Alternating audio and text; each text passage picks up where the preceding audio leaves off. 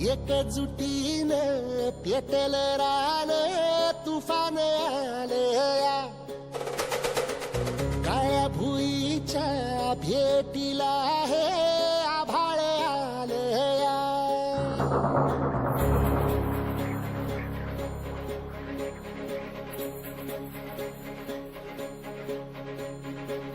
एकजुटीनं पेटल रान तुफान आलया काळ्या भुईच्या भेटीला हे आभाळ आलया भेगाण माय मातीच्या ह्या डोळ्यात जागली या आस घेऊन हात हातामंदी घेतला लेकरांनी ध्यास लई दिसानी भारल्या वाणी शिवार झालया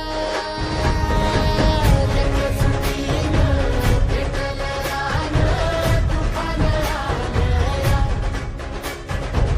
काळ्या भुईच्या भेटीला हे आभाळ आलया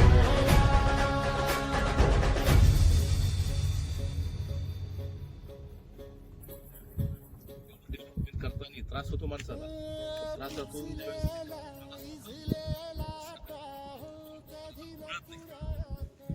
त्यांनी खूप कष्ट करून केलंय.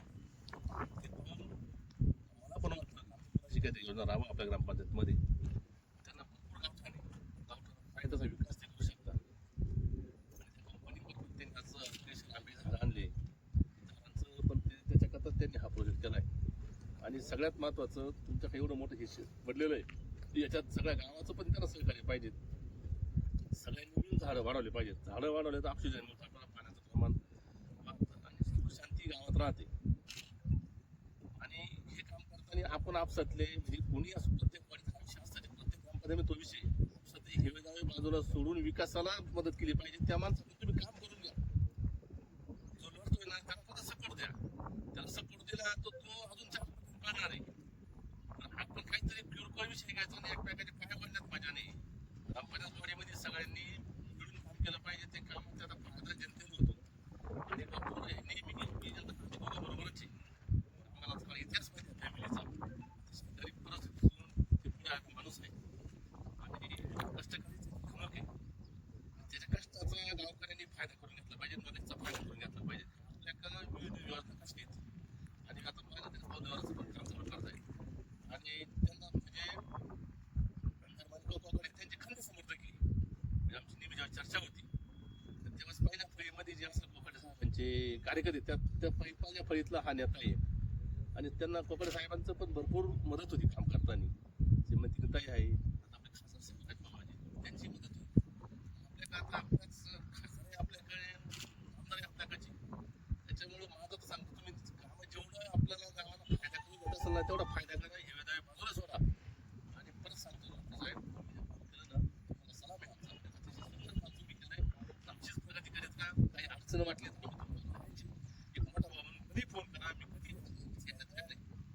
परत तुम्हाला शुभेच्छा देतो.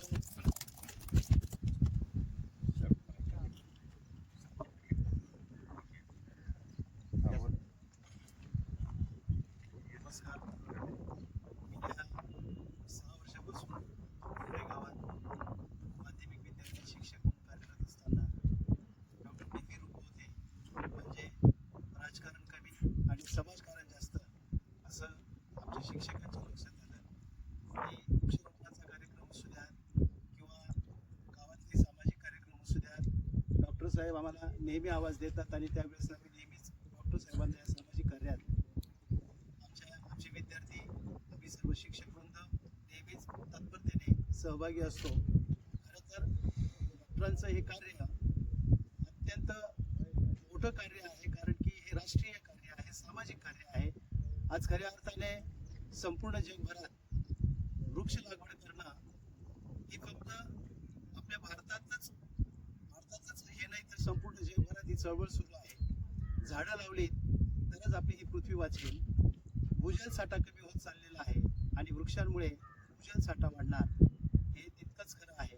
आज हे शेततळ्याचं काम करताना अगदी उन्हातानात आम्ही अगदी एप्रिल वेळ लागणार नाही. जसं हिवरे बाजार आहे तसं आम्ही कुठे कोणाला सांगितलं की कुठे तुम्ही सेवा करता हिवऱ्याला, पटकन लोकांच्या तोंडात येतं हिवरे बाजार का. आणि मी प्रत्येक कार्यक्रमात म्हणत असतो की हिवरेचं हिवरे बाजार व्हायला वेळ लागणार नाही.